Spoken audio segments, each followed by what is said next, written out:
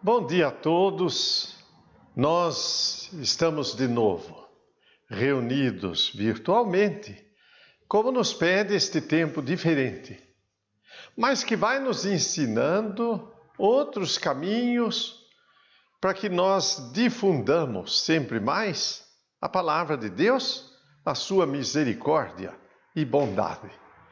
Hoje nós continuamos com a carta do apóstolo Paulo aos Romanos, agora no segundo ponto do anúncio da fé.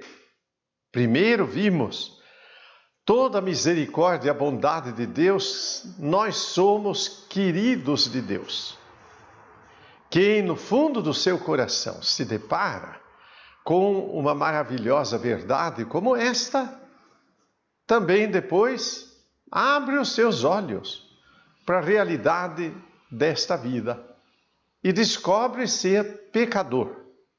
Pecador por quê? Diz o apóstolo. Porque não glorificamos e nem agradecemos ao Senhor que nos concede a sua vida.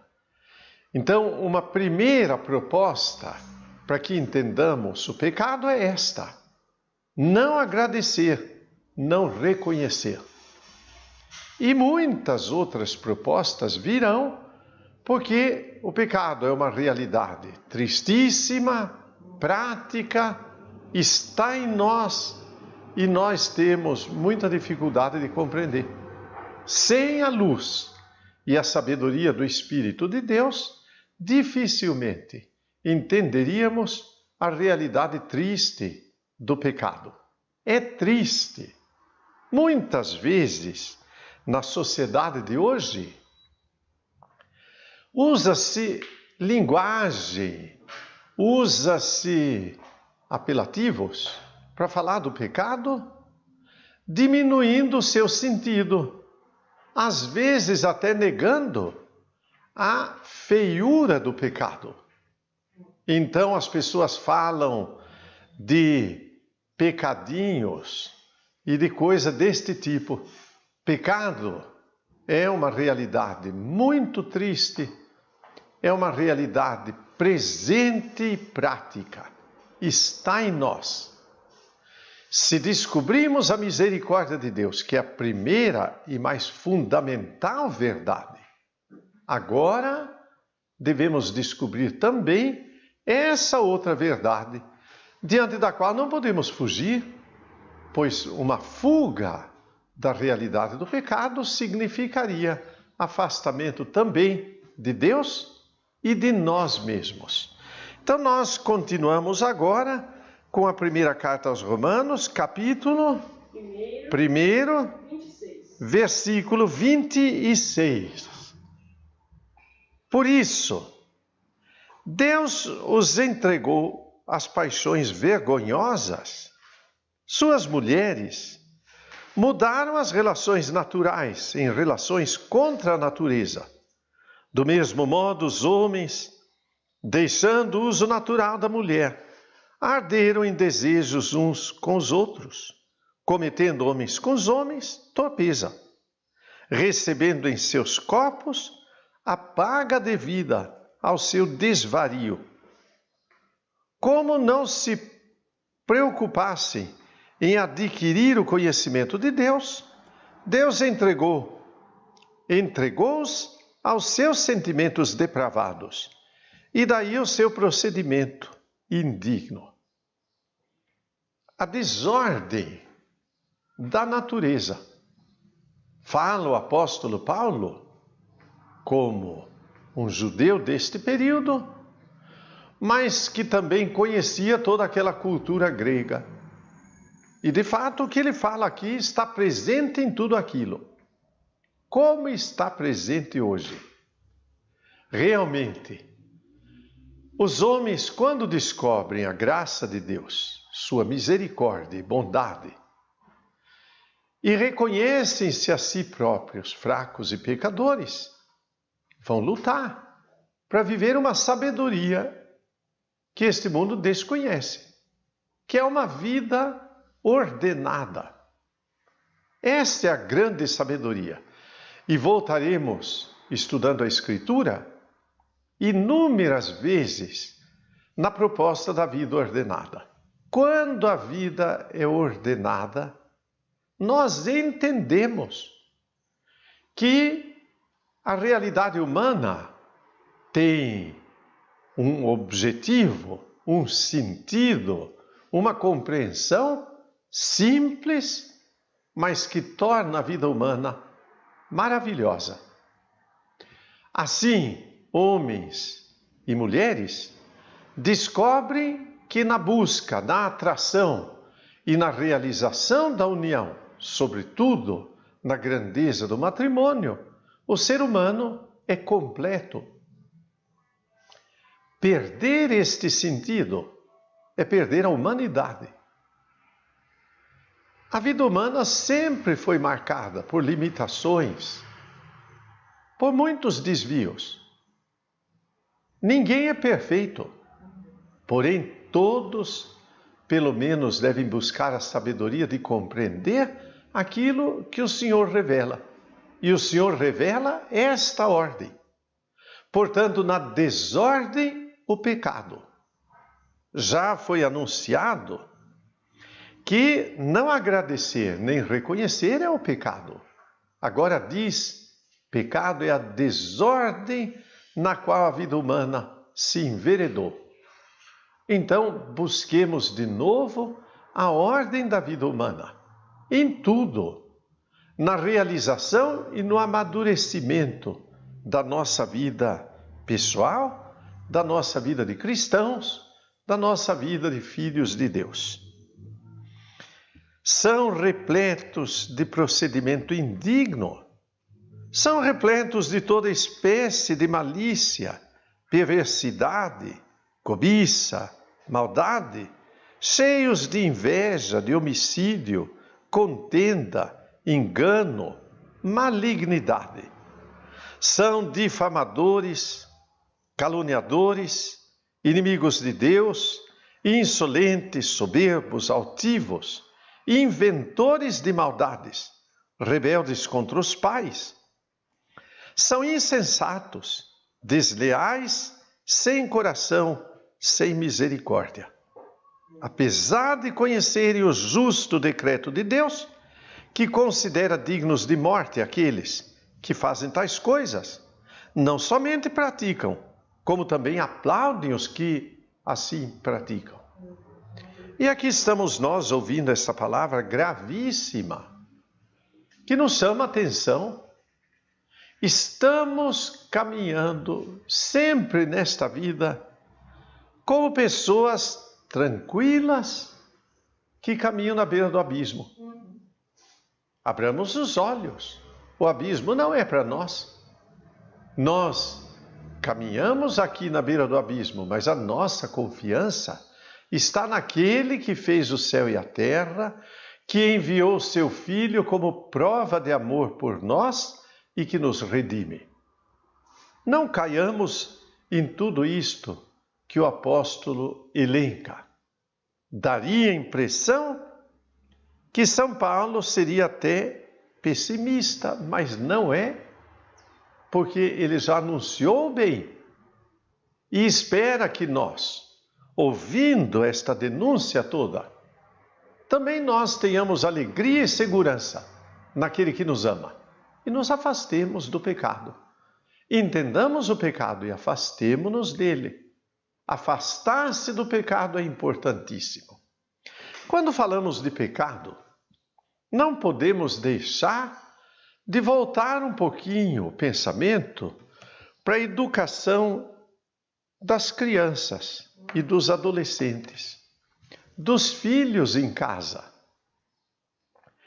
Preparando o programa da catequese de iniciação, sobretudo da primeira Eucaristia e Crisma, durante o ano inteiro fizemos uma proposta da compreensão do pecado.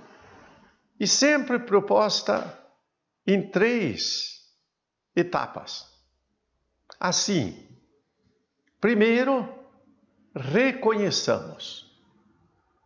Então, com crianças e adolescentes, caminhávamos para descobrir que nós, por exemplo, mentimos. Por que mentir? Por que não amar a verdade? Por que não desejar dizer somente a verdade? Os homens são mentirosos. Nós somos.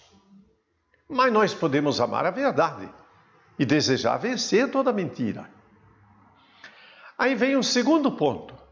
Aquilo que a palavra de Deus fala. Chamando-nos à verdade. Que o nosso sim seja sim, que o nosso não seja não. O que passa disto vem do maligno. Nós ouvimos isso na carta de Santiago há algum tempo atrás. E tendo descoberto o anúncio da palavra que nos chama à verdade, então a terceira parte, convidados a superar pela graça de Deus a mentira. Mas isto vale para todo o pecado.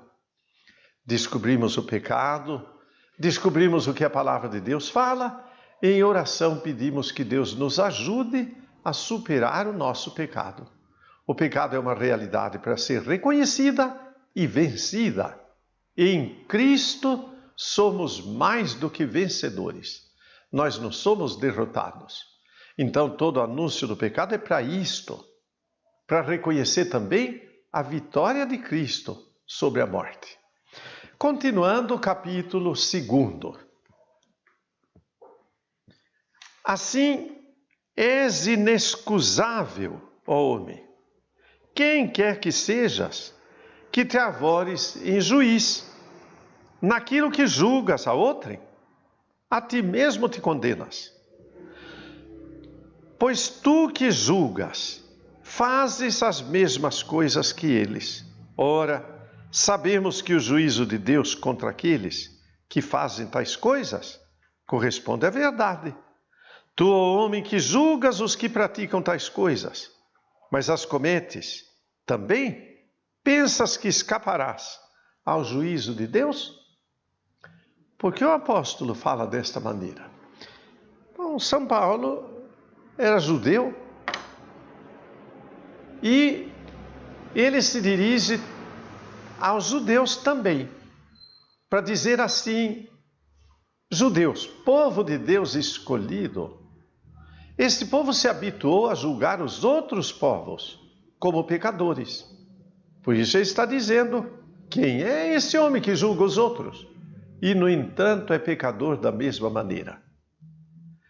Não é ao juízo que nós somos convidados. Nós somos convidados ao perdão.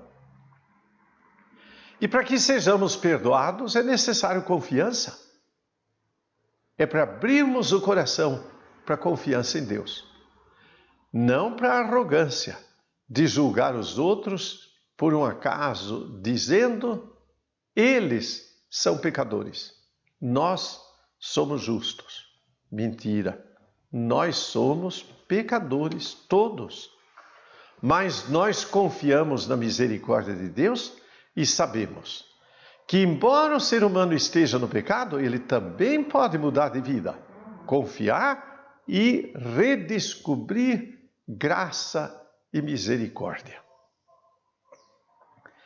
Desprezas as riquezas da sua bondade, tolerância, longanimidade, desconhecendo que a bondade de Deus te convida ao arrependimento, mas pela tua obstinação e coração impenitente, vais acumulando ira contra ti, para o dia da cólera e da revelação do justo juízo de Deus, que retribuirá a cada um segundo as suas obras. A vida eterna aos que, perseverando em fazer o bem, buscam a glória, a honra, a imortalidade. Ira e indignação aos contumazes, rebeldes à verdade e seguidores do mal. Tribulação, angústia sobrevirão a todo aquele que pratica o mal. Primeiro ao judeu, depois ao grego. Mas glória, honra e paz a todo que faz o bem. Primeiro ao judeu, depois ao grego. Porque diante de Deus não há distinção de pessoas. Ah, que palavra cheia de consolação. Escutamos também da carta de Tiago a seguinte observação: considerai que a longanimidade de Deus já é misericórdia. O que é longanimidade? Longanimidade. A palavra é composta de duas outras. Ânimo, paciência. Longa. Certo? Deus é longânime. Quer dizer, Deus tem uma paciência que supera o entendimento. Ele tem paciência. Olha, um homem vive 70 anos. E daí diz, meu Deus, Deus é paciente. E se me conservou aqui até agora, é porque Ele é bom. Ele espera que eu mude de vida. Ele não me conservou aqui por prêmio. Ele me conservou aqui por paciência. Certo? E se Ele me conservou por paciência, então eu reconheço a bondade de Deus e a urgência do tempo. Certo? Alguém vive 90 anos, abra os olhos. Deus está dizendo, olha, que eu deixei você aí para que algum fruto a mais acontecesse. Então, frutifiquemos. E esse fruto, em primeiro lugar, é conversão. A conversão é uma misericórdia que Deus nos dá. Ninguém pode, mas todo mundo tem de Deus o recurso necessário. Então dizemos, ninguém pode por si, todos podem por Deus. Certo? Então, a isto o apóstolo está dizendo. Mas se os judeus receberam a eleição e se tornaram pecadores porque desobedeceram, se eles mudarem de vida, e nós também, então glória e perdão, primeiro para eles, porque são o primeiro povo, depois para nós também, porque Deus é bom. Mas se não mudarem de vida eles e nem nós, o castigo, primeiro para eles e depois para nós também, porque eles receberam em primeiro lugar. Paulo diz, assim se mostra que Deus não faz distinção de pessoas. A quem mais foi dado, dele mais é pedido. A culpa de todos os que sem lei pecaram, também sem a aplicação da lei, perecerão. Quantos pecaram sob o regime da lei, pela lei serão julgados. Se não há lei, a lei não nos julga. Então vamos pegar um fato que no Antigo Testamento é muito presente. A poligamia, tão estranha para nós. Nós nos assustamos quando é dito lá, por exemplo, de Salomão, que era casado com a Sulamita, conforme o Cântico dos Cânticos. Mas depois é dito que ele teve 700 e mais um pouco mulheres. Porque era assim, vinha lá o rei da Arábia visitar Salomão e trazia uma das suas filhas como presente para Salomão, uma esposa a mais. Uma esposa a mais, mas não havia lei que dissesse que tinha que ser uma só. A lei permitia. Bom, se ele agiu sem a lei, ele não foi julgado pela lei, porque não havia, certo?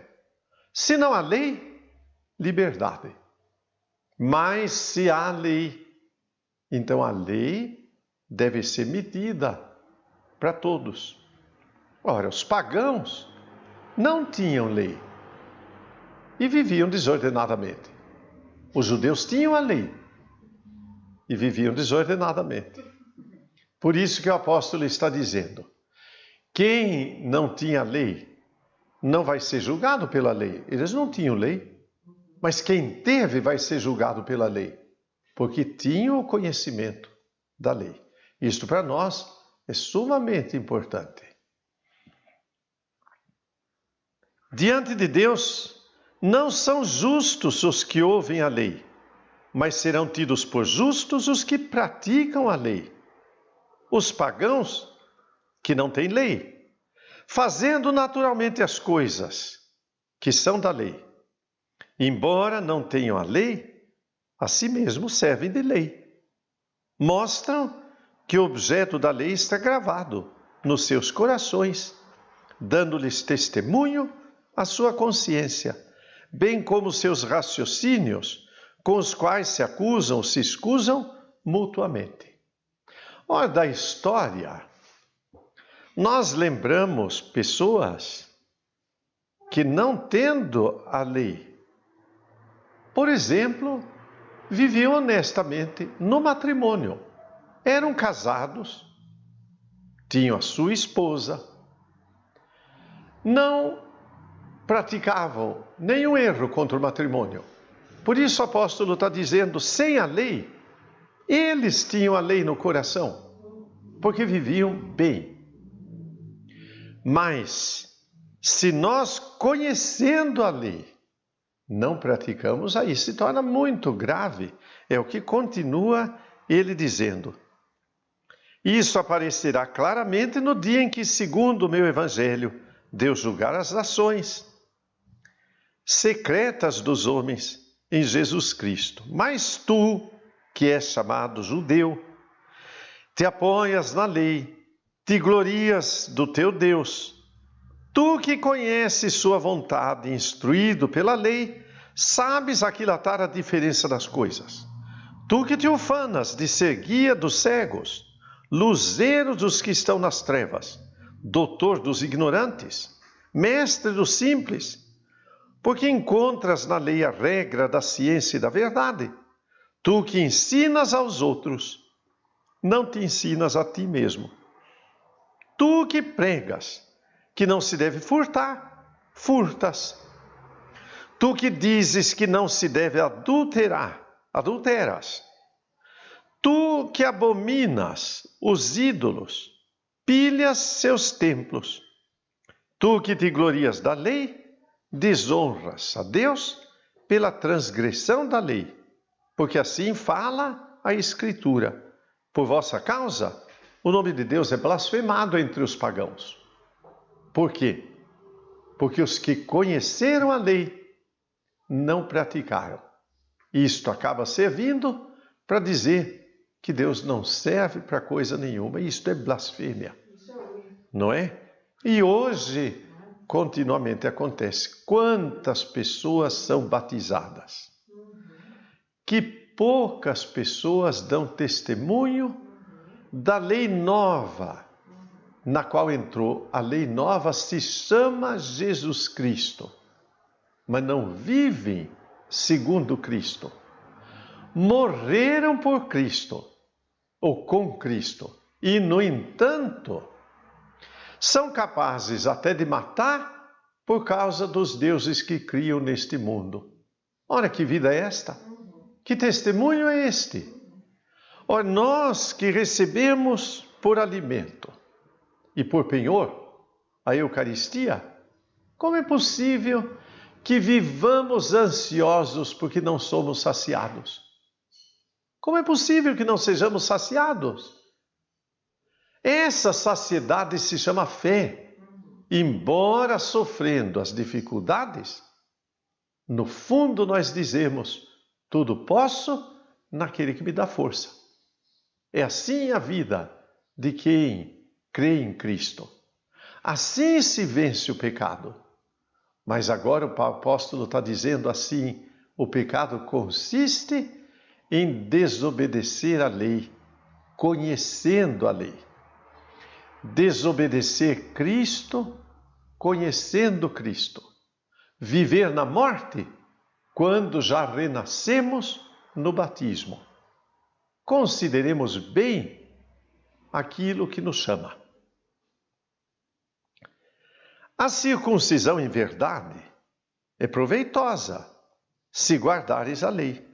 Mas se fores transgressor da lei, serás com a tua circuncisão mero incircunciso. Se, portanto, o incircunciso observa os preceitos da lei, não será ele considerado como circunciso, apesar da incircuncisão. Ainda mais, o incircunciso de nascimento, cumprindo a lei, te julgará que com a letra e a circuncisão és transgressor da lei. Não é verdadeiro judeu que o for externamente, e nem verdadeira circuncisão a que aparece na carne. Mas é judeu o que é interiormente. Verdadeira circuncisão é do coração, segundo o espírito da lei, e não segundo a letra. Tal judeu recebe o louvor não dos homens, e sim de Deus. Nós sabemos que os judeus tinham por lei que no 8º dia do nascimento, o menino tinha que ser circuncidado. Quer dizer, tinha que ser levado para o mestre, o rabino ou o sacerdote no templo. E lá o sacerdote tomava um estilete bem afiado e cortava o prepúcio do menino. Uma operação, vamos dizer, difícil, mas que todo judeu fazia. Externamente, ficava marcado no seu corpo. Ele é circuncidado. E esta circuncisão deveria significar a adesão ao povo de Deus. Mas a pergunta do apóstolo é esta: foi marcado na carne, mas depois não tem adesão nenhuma, nem a lei, nem a cidadania própria do judeu, membro do povo de Deus, vivia como pagão. Ora, essa circuncisão não é verdadeira. Todos os judeus eram circuncidados. Jesus foi circuncidado no 8º dia. O apóstolo Paulo, que está escrevendo esta carta, foi circuncidado no 8º dia. Os judeus todos, toda pessoa pagão que queria ser da religião dos judeus, passava por um processo de preparação e deveria ser circuncidado. E essa circuncisão aí seria trágica, porque era circuncidado como adulto. Para circuncidar criança é menos complicado, mas para circuncidar um adulto é muito complicado. E incorre em graves dificuldades. Muito bem, muitos desejaram, muitos foram circuncidados, até sofreram muito, mas circuncidados para obedecer à lei e ser membro do povo de Deus fielmente. Por isso um judeu só é judeu, não no corpo, mas no coração. Quer dizer, na obediência da lei de Deus. Então o pecado consiste na desobediência daquilo que se conhece.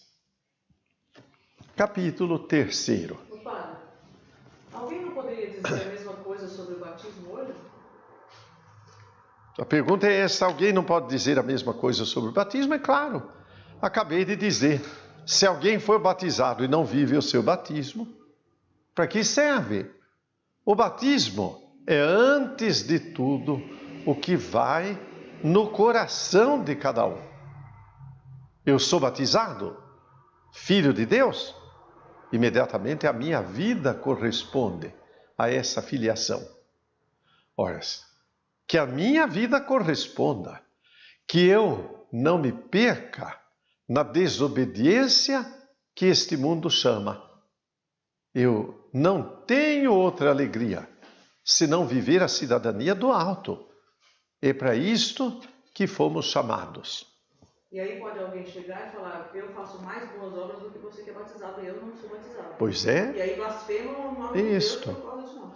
Não se diz que quando alguém perguntou a Gandhi, na Índia, você é um homem que pratica coisas tão boas, pacífico, correto.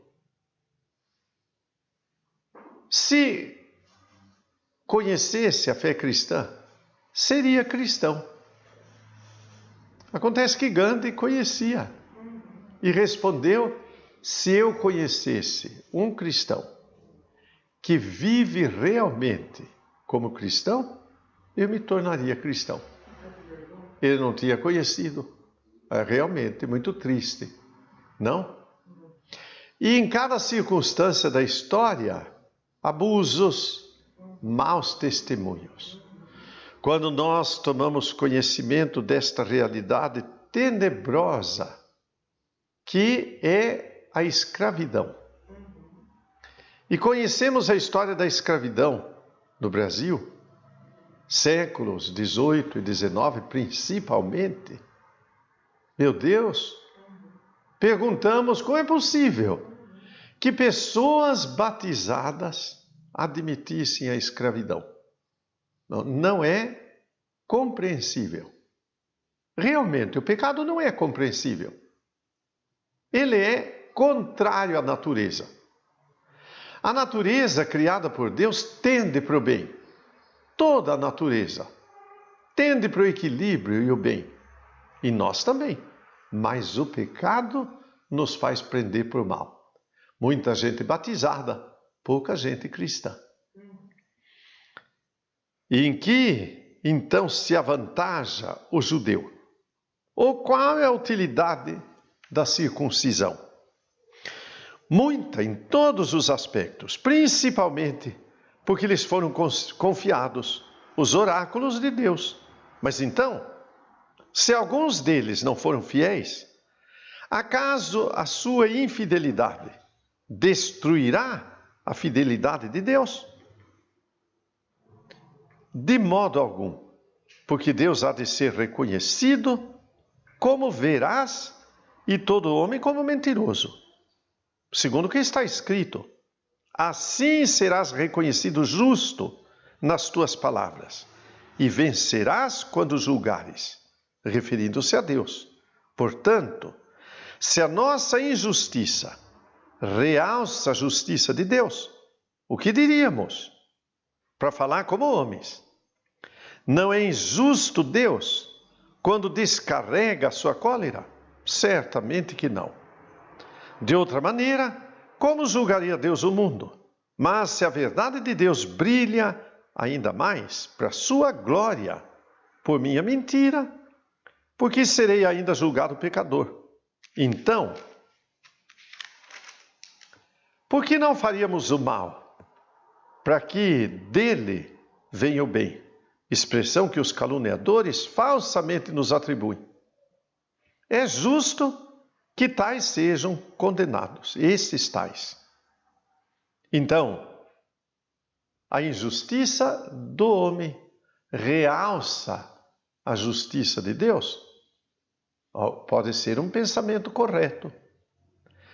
Mas se esse pensamento for correto, o único pensamento que segue é que a justiça na nossa vida realça muito mais a justiça de Deus. A injustiça nunca vai ser boa. Ela sempre vai ser má. Mas quando olhamos toda a injustiça do mundo, clamamos pela justiça de Deus. Porque sabemos que Deus é fiel, justo, veraz. E nós, seres humanos, pecadores, mentirosos. E então, avantajamo-nos aos judeus? De maneira alguma, pois já demonstramos que judeus e gregos, todos estão sob o domínio do pecado. Como está escrito, não há nenhum justo, nenhum sequer. Não há um só que tenha inteligência, um só que busque a Deus. Extraviaram-se todos se perverteram. Não há quem faça o bem, não há um sequer. Sua garganta é um sepulcro aberto. Com as suas línguas enganam, veneno de áspide debaixo dos seus lábios. Sua boca cheia de maldição e de amargor. Seus pés velozes para derramar sangue. Há destruição e ruína nos seus caminhos. Não conhece o caminho da paz. Não há temor de Deus diante dos seus olhos. Ora, sabemos que tudo o que diz a lei, diz aos que estão sujeitos à lei, para que toda a boca fique fechada, todo mundo seja reconhecido culpado diante de Deus. Porquanto, pela observância da lei, nenhum homem será justificado diante dele. Porque a lei se limita a dar o conhecimento do pecado. Para que serve a lei? Abrir os nossos olhos. Ela não nos dá o perdão. Quem perdoa é Cristo. Nele todo o poder e toda a glória. Quem proclama por isso mesmo que Ele é Senhor, está salvo. Proclamemos. Não é proclamar com a boca, é com a vida. Aí entra a nossa palavra e o nosso testemunho também. Se os homens são pecadores, Deus é bom. Se os homens são fracos, Deus é forte. Se os homens são mentirosos, Deus é veraz. Se os homens não têm possibilidade da vida, Deus abundantemente derrama a vida sobre nós. Mas agora, sem o concurso da lei, manifestou-se a justiça de Deus, atestada pela lei e pelos profetas.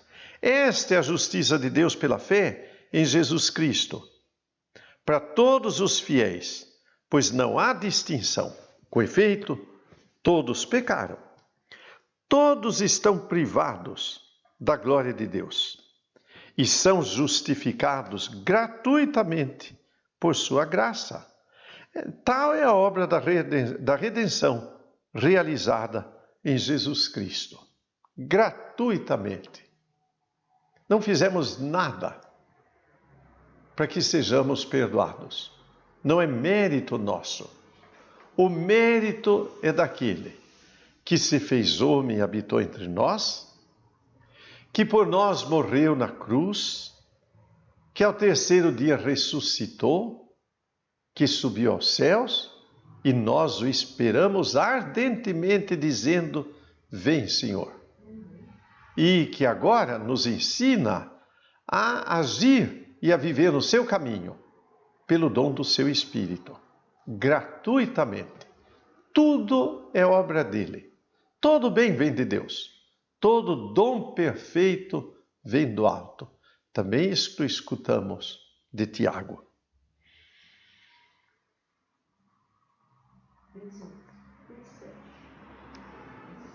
Onde está, portanto, o motivo de se gloriar? Foi eliminado. Por que lei? Das obras? Não. Pela lei da fé. Porque julgamos que o homem é justificado pela fé sem a observância da lei. O Deus só é dos judeus. Não é também Deus dos pagãos? Sim, ele é também dos pagãos. E por que não há mais que um só Deus, o qual justificará pela fé os circuncisos, também pela fé os incircuncisos? Destruímos então a lei pela fé? De modo algum. Pelo contrário, demonstramos a sua força, a força de preparar o caminho para que cheguemos à fé. E para que, vivendo a fé, sejamos fiéis a Deus.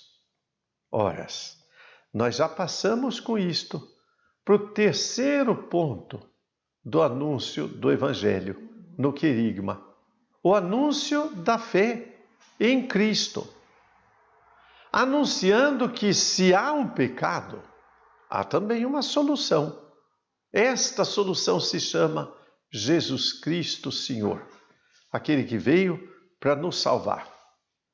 Que alegria e que misericórdia nos cerca nesta bondade deste anúncio que nos está sendo feito.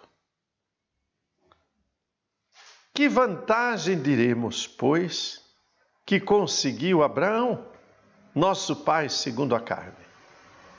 Porque se Abraão foi justificado em virtude da sua observância, tem que se gloriar, mas não diante de Deus. Ora, o que diz a Escritura? Abraão creu em Deus, e isto lhe foi imputado em conta de justiça. Ora, o salário não é gratificação, mas uma dívida. Uma dívida ao trabalhador. Aquele que sem obra alguma crê naquele que justifica o ímpio, sua fé lhe é imputada em conta de justiça. É assim que Davi proclama: bem-aventurado o homem a quem Deus atribui a justiça, independentemente das obras. Bem-aventurados aqueles cujas iniquidades foram perdoadas e cujos pecados foram cobertos. Bem-aventurado o homem ao qual o Senhor não imputou o pecado. Não imputou porque acreditou. Não pagamos nada. Se Abraão tivesse sacrificado o seu filho no alto do monte, e assim fosse justificado por Deus, aí diríamos: o pagamento que Deus deu a Abraão foi a justificação. E o preço, o seu filho. Mas nada disso aconteceu. Ele simplesmente acreditou e não realizou sacrifício nenhum. E nem Deus pediu mais do que isso, porque disse a ele: agora eu vejo que você acreditou, e isto basta. Ah, se Deus olhar nossa vida e perceber essa confiança em nós, que nós, apesar das circunstâncias difíceis desta vida, sempre tivemos nosso coração em Deus, dizendo: Senhor, basta a tua presença. O restante eu sei que vai acontecer. Basta que o Senhor prometa, e eu sei que já está realizado, porque Deus pode. Eu não posso. Então, quem crê, à maneira de Abraão, é justificado pela fé. Isto é importantíssimo para nós. Quem participa do bem de Deus? Este é o bom anúncio, querigma, anúncio de salvação, que nós somos chamados por um grande amor e que, olhando para a nossa vida, descobrimos-nos pecadores, mas Deus nos diz: basta a fé e o perdão está concedido. Assim, a palavra de Deus vai nos instruindo e nos preparando. Quem nele crê, encontra a verdadeira vida.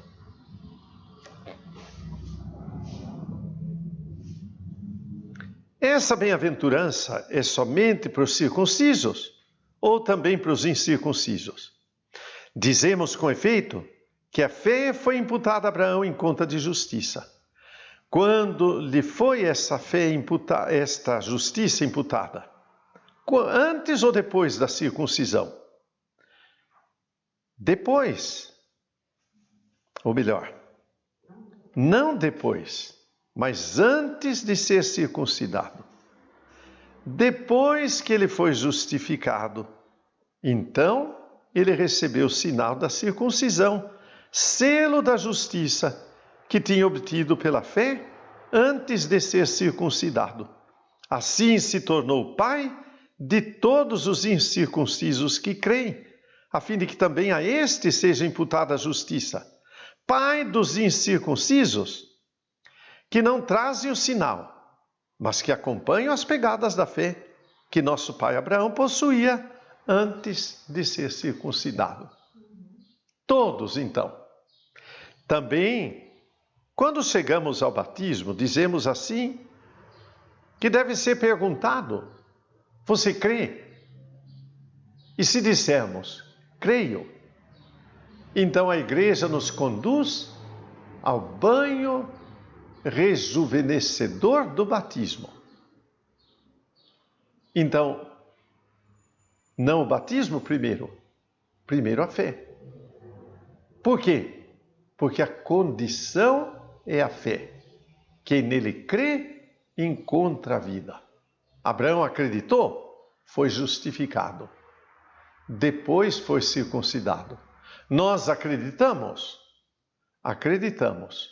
E somos depois conduzidos ao batismo.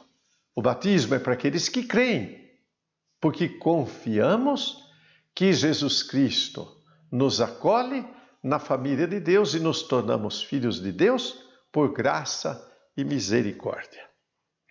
Hoje interrompemos por aqui.